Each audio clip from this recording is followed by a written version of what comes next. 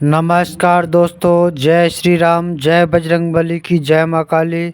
आप सब कैसे हैं? मैं उम्मीद करता हूं कि आप सब कुशल मंगल होंगे। तो भक्तों, आज मैं आप लोगों के लिए बहुत ही शक्तिशाली चमत्कारी साबर मंत्र लेकर आया हूं।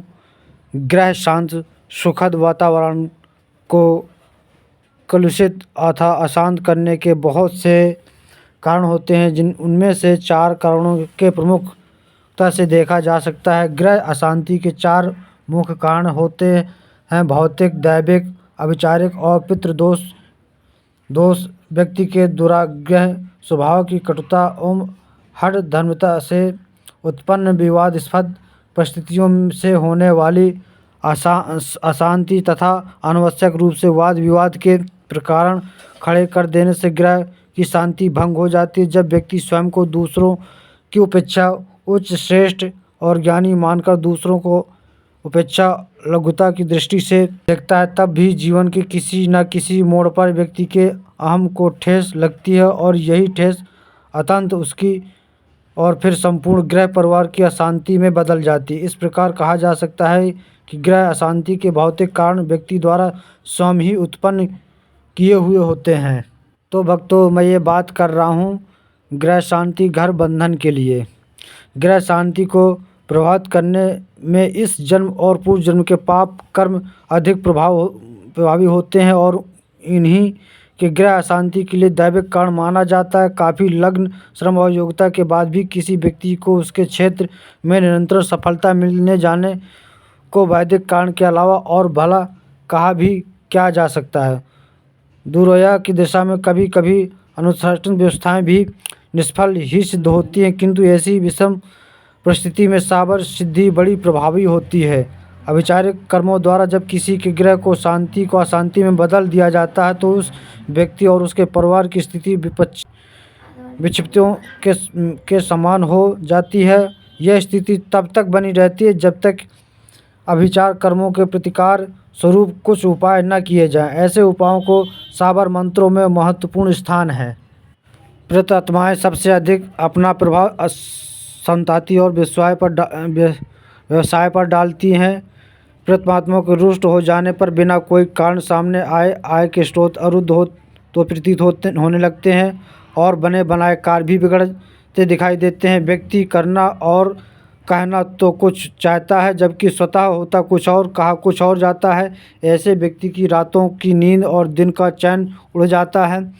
प्रेत आत्माओं के समान ही प्रेत के वायुवाणी प्राणी होते हैं। उनके पास भौतिक देह नहीं होती है। यही कारण है कि वो किसी भी प्रकार की कामना और वासना से वंचित होते हैं। जब उन्हें अपनी अत्यंत कामना व वासना की पूर्ति करनी होती है तो किसी मध्यम स्त्री, पुरुष, बालक आदि के द्वारा ऐसे करते हैं। प्रेतों में परकाय प्रवेश की समर्थ होती है। वो प्रेत इस प्रकार के लोगों को अपना माध्यम बनाते हैं जो दुराचारी, अपवित्र, अभक्षी और दुष्ट प्रकृति के हों। प्रेत इस प्रकार के स्त्री पुरुषों को अपना शिकार बना लेते हैं जिनके कभी उनकी शत्रुता रही हो अथवा जिनके कारण उन्हें मृत्यु का ग्रास बनना पड़ा हो। किसी भी व्यक्ति को प्रेतग्रस्त स्थिति 2 प्रकार की होती है। पहली स्थिति में प्रेतग्रस्त होने पर व्यक्ति प्रेत के आवेश में कांपने लगता है और उसका स्वर भंग होकर बदल जाता है। उस व्यक्ति की आंखें लाल होने लगती हैं और अपने समान बल सामर्थ्य की अपेक्षा कई गुना अधिक शक्तिशाली प्रतीत होने लगता है। प्रेत अवशेष व्यक्ति यदि कुछ खाने पीने की वस्तुओं को ग्रहण करता है तो वह वास्तव में उस व्यक्ति द्वारा नहीं बल्कि उस प्रेत द्वारा ग्रहण की जाती है। दूसरी स्थिति में प्रेतग्रस्त होने पर व्यक्ति के ऊपर प्रेत का अवश्य स्पष्ट रूप दृष्टिगोचर नहीं होता, बल्कि ऐसा व्यक्ति कुछ विचित्र प्रकार के कार्य करने लगता है। कभी कभी प्रेत पीड़ा में व्यक्ति पर न तो किसी प्रकार का आवेश की दृष्टिगत होता है और न ही उसके कार्यों में किसी प्रकार की विचित्रता प्रकट होती है। प्रेतग्रस्त दशा की स्थिति का आभास एकाएक ही उस व्यक्ति अथवा उसके परिवार पर आने वाले अकल्पित संकटों और परिस्थितियों से होता है। प्रेतात्माएं 4 प्रमुख कारणों से व्यक्ति की ओर आकृष्ट होती है। इन कारणों में पहला कारण तो यह है कि स्वयं प्रेत अपनी वासना पूर्ति के कारण स्त्री पुरुष की ओर आकर्षित होते हैं। दूसरा कारण किसी व्यक्ति द्वारा प्रेत के जीवन काल से जुड़े प्रतिशोध को माना जाता है। तीसरा कारण व्यक्ति का अपवित्र वातावरण में रहना अथवा अपवित्रता को ग्रहण करना। प्रेतात्मा अपवित्र को पसंद करते हैं अतः वो स्वभावतः इस प्रकार के व्यक्ति को अपना शिकार बना लेती हैं। चौथा कारण किसी ओझा तांत्रिक के द्वारा प्रेतात्मा को आहूत करके किसी व्यक्ति विशेष को शिकार बनाने के लिए प्रेरित करना होता है। इसी के उपाय के लिए शांति पृष्ठ कर्म हेतु कुछ विशेष साबर मंत्रों को मैं अपने वीडियो में प्रस्तुत कर रहा हूँ। इन मंत्रों को निम्नानुसार सिद्धि कर लेने पर ये अपना यथोचित प्रभाव प्रकट करने लगते हैं। तो आइए भक्तों, मैं उस मंत्र के बारे में करता हूँ जो ग्रह शांति हेतु जो है घर बंधन के लिए मंत्र है। तो मंत्र कुछ इस तरीके से है, आप इसको जो है अभी मैं बता देता हूँ, फिर बाद में इसको मैं अपने डिस्क्रिप्शन में डाल दूँगा, आप वहाँ से नोट कर सकते हैं। तो मंत्र है ओम नमो आदेश गुरु को घर बांधूँ, घर कोने बांधूँ और बांधूँ सब द्वारा, जगह जमीन को संकट बांधूँ मैं चौबारा, फिर बांधूँ मैली मसाण को और कीलूँ पिछवाड़ा, आगे पीछे डाकन कीलूँ आंगन और पनाड़ा, कोप करत कुलदेवी कीलूँ पितरों का पतवाड़ा, कीलूँ भूत भवन की भंगन, कीलूँ कील कीलन नरसिंह, जय बोलूँ ओम नमो नरसिंहा, भगवान करो सहाय, यह घर को रोग शोक दुख दरिद्र भूत प्रेत साकनी डाकनी मैली मसान नजर टोना न भगाओ तो लाख लाख आन खाओ, मेरी भक्ति गुरु की शक्ति फुरो मंत्र साचा ईश्वर वाचा, ओम नमो आदेश गुरु को।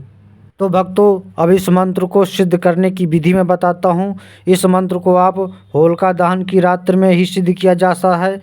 इस रात्रि में एक एकांत कमरे में गो घृत का दीप प्रज्वलित करके एक चौकी पर रखा जाए। इस चौकी पर नया लाल अथवा गुलाबी रंग का रेशमी कपड़ा बिछा दिया जाए। चौकी के बीचों बीच पुओं का ढेर स्थापित करें, इसमें ईश्वरीय रूप भाव की आस्था करें, फिर उसका हल्दी गुड़ और धूपादि से पूजन करें।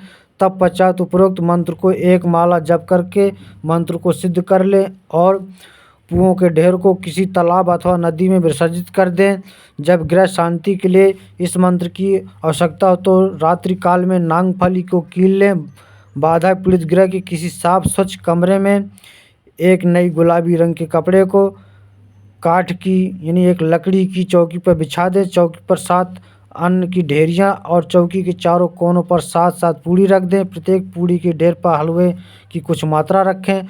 चौकी पर पंचमेवा फूल प्रसाद भी रखें। चौकी के नीचे गेहूं या चावल के छोटे से ढेर पर एक दीपक जलाकर रखें। धूप अगरबत्ती से वातावरण को सुगंधित बनाते हुए 9 कीले तथा 9 नींबुओं पर 51 बार सिद्ध किए गए मंत्र का जाप करें। तब पश्चात 9 कीलों को 9 नींबुओं में गाड़ दें।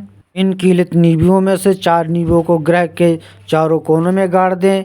एक कीलित नींबू ग्रह के प्रवेश द्वार पर, एक जल रखने के स्थान पर, एक ग्रह के आगे और एक पीछे, और एक नींबू पतनाले के नीचे गाड़ देना चाहिए। इन कीलित नींबुओं को गाड़ते समय बराबर मंत्र जाप करते रहना चाहिए। यह संपूर्ण उपाय करने के उपरांत चौकी तथा चौकी के नीचे रखे सभी उन पदार्थों को जो उस समय उपयुक्त में प्रयुक्त किए गए थे उन्हें किसी एकांत स्थान पर रख आएँ। उपरोक्त प्रक्रिया करने से ग्रह बाधा से मुक्ति प्राप्त हो जाती है। यदि एक बार के प्रयोग से सफलता न मिले तो इसे पुनः दोबारा प्रयास करें और आपको 100% सफलता मिलेगी। यह प्रयोग शुक्ल पक्ष की अष्टमी अथवा चतुर्दशी को करने पर विशेष लाभ मिलता है। इस प्रयोग के अगले दिन गृह स्वामी प्रतः यथाशक्ति ब्राह्मण को भोजन, गाय को चारा, पानी तथा दान पुण्य करें। तो आपको जो है भक्तों ग्रह शांति से आपको जो है मुक्ति मिलेगी और आपका घर का बंधन हो जाएगा। फिर किसी भी प्रकार की नकारात्मक शक्तियों का निवास नहीं होगा, सकारात्मक का ऊर्जा प्रभाव बढ़ेगा आपके घर पर। तो भक्तों, मेरी वीडियो यहीं तक की थी। अब मिलता हूँ मैं अगली वीडियो में। तब तक के लिए जय श्री राम, जय बजरंगबली, जय माँ काली। स्वस्थ रहें, मस्त रहें। को सब्सक्राइब करना ना भूलें, बेल आइकन को प्रेस करना ना भूलें ताकि मेरी अगली आने वाली वीडियो आपके पास सबसे पहले पहुँचे।